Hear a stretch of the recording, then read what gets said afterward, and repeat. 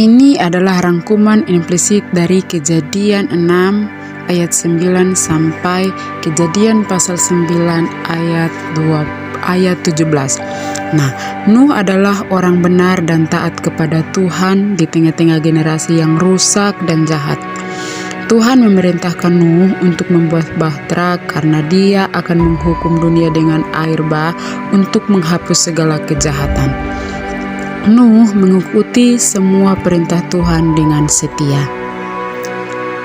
Kita akan melihat di dalam Kejadian 7, Nuh, keluarganya, dan berbagai jenis hewan masuk ke dalam bahtera tersebut. Setelah mereka masuk, air bah meliputi bumi selama 40 hari dan 40 malam, menghancurkan semua makhluk hidup yang ada di bumi. Hanya Nuh dan mereka yang berada di dalam bahtera yang selamat. Tuhan mengingat Nuh dan mulai menyurutkan air. Setelah beberapa bulan, air mulai surut dan bahtera berhenti di pegunungan Ararat. Kemudian Nuh mengirim burung untuk melihat apakah tanah sudah kering. Setelah tanah benar-benar kering, Tuhan memerintahkan Nuh dan keluarganya serta semua hewan keluar dari bahtera tersebut.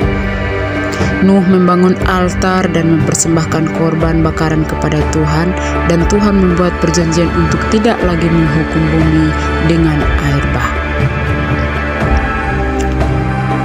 Selanjutnya kita melihat bahwa Tuhan memberkati Nuh dan keluarganya, memerintahkan mereka untuk beranak cucu dan memenuhi bumi.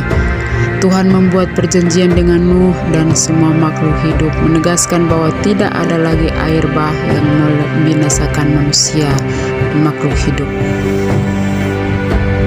Tanda dari perjanjian ini adalah pelangi.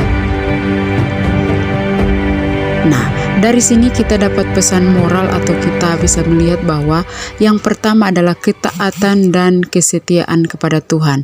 Nuh menunjukkan ketaatan dan kesetiaan yang luar biasa meskipun berada di lingkungan yang penuh dengan dosa dan kejahatan. Kita diajarkan untuk tetap setia dan taat kepada perintah Tuhan meskipun dalam situasi yang sulit. Keselamatan oleh kasih karunia. Kisah Nuh menunjukkan bahwa keselamatan datang dari kasih karunia Tuhan. Nuh dan keluarganya diselamatkan bukan karena perbuatan mereka, tetapi karena kasih karunia Tuhan. Ini mengajarkan kita tentang pentingnya menerima kasih karunia dalam hidup kita. Yang ketiga, tanggung jawab terhadap ciptaan. Nuh diberi tanggung jawab untuk menyelamatkan manusia, semua jenis hewan, dan sebagainya. Ini mengajarkan kita untuk peduli dan bertanggung jawab terhadap ciptaan Tuhan, termasuk lingkungan dan makhluk hidup. Yang keempat, harapan dan pembaruan. Setelah air bah surut, Tuhan memberi atau membuat perjanjian baru dengan Nuh dan seluruh bumi. Pelangi sebagai tanda perjanjian mengingatkan kita bahwa selalu ada harapan dan kesempatan untuk pembaruan, tidak peduli seberapa besar cobaan yang kita hadapi.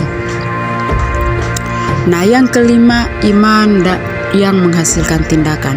Nuh tidak hanya percaya kepada Tuhan, tetapi juga bertindak berdasarkan iman tersebut dengan membuat bahtera. Nah, ini mengajarkan kita bahwa iman yang sejati harus disertai dengan tindakan nyata. Yang keenam, pentingnya pengorbanan. Nuh mempersembahkan korban bakaran sebagai tanda syukur dan hormat kepada Tuhan. Ini mengajarkan kita pentingnya memiliki hati yang bersyukur dan memberikan yang terbaik kepada Tuhan sebagai ungkapan pengorbanan dan ketaatan kita.